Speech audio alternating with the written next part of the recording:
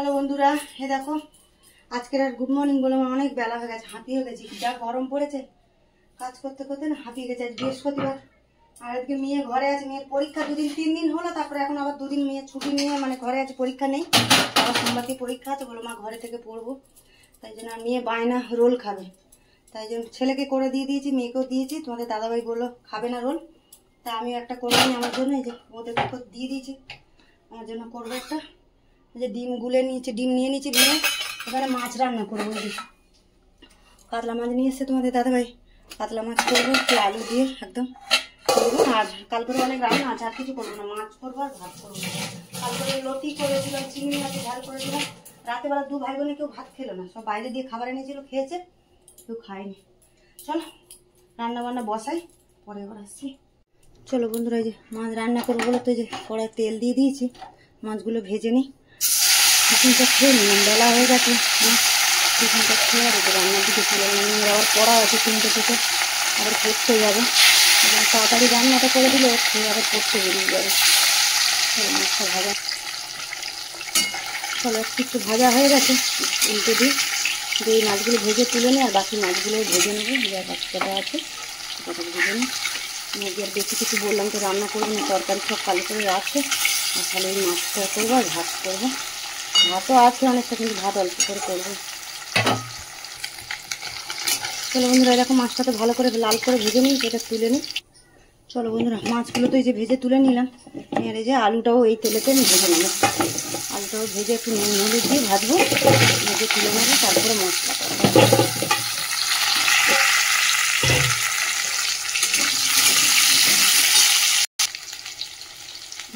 একটু নুন দিয়ে দিলাম, আলুটার মধ্যে নুন ঢুকে যাবে, নুন হলুদ দিয়ে ভাজলে, তাই জন্য নুন হলুদ দিয়ে দিলাম।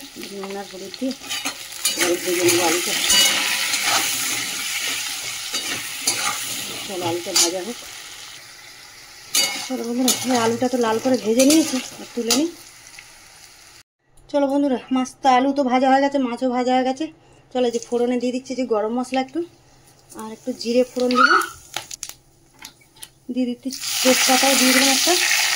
এর মধ্যে কোথানো পেঁয়াজ দিয়ে দিচ্ছি। চলো পেঁয়াজটা ভাজা হোক। চলো বন্ধুরা, পেঁয়াজ তো ভাজা হয়ে গেছে, আদা রসুন বাটাটা এবারে দিয়ে দেবো ওর মধ্যে, তেলের মধ্যে। পেঁয়াজের সাথে একটু নেড়ে নেবো। আদা রসুনটা একটু নেড়ে নিয়েছি, এর মধ্যে যে টমেটোর কাঁচা লঙ্কা বেটে রেখেছিলাম মিক্সি বাটতে, ওটাও দিয়ে দিলাম। এরপরে আমি গুঁড়ো মশলাগুলো দিয়ে দেবো। এর মধ্যে যে গুঁড়ো মশলাগুলো দিয়ে দিই, গুঁড়ো মশলাগুলো আমি সব জলে গুলে নিয়েছি।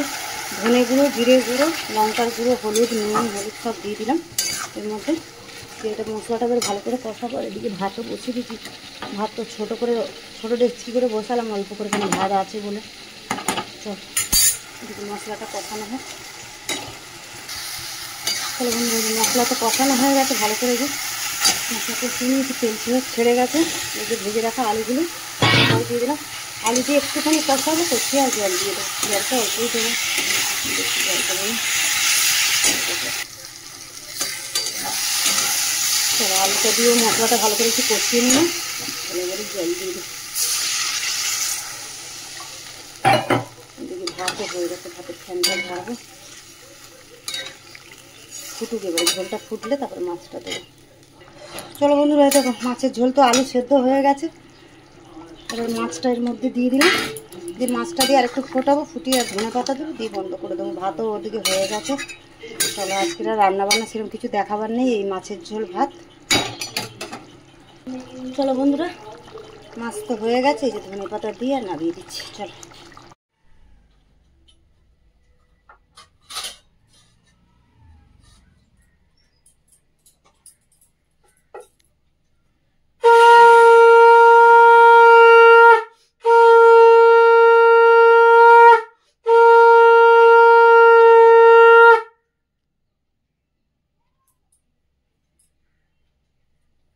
চলো বন্ধুরা, এখন রান্নাবান্না সেরে চান করে এই যে পুজো করলাম। আজ তো বৃহস্পতিবার, অনেকক্ষণ লাগে পুজো করতে। আর রান্না সেরে আগে মেয়েকে খেতে দিয়ে দিলাম, ওর পড়া ছিল 3টে থেকে, মেয়ে খেয়ে পড়তে চলে গেছে। আর ছেলে আর তোমাদের দাদাভাই এখনো আসেনি, খেতে দেবো, এবার আমি পুজো করে উঠেছি। চলো এখানে ব্লগটা আজকে শেষ করছি, দেখা হচ্ছে পরের ব্লগে। চলো টাটা, রাখি এখন।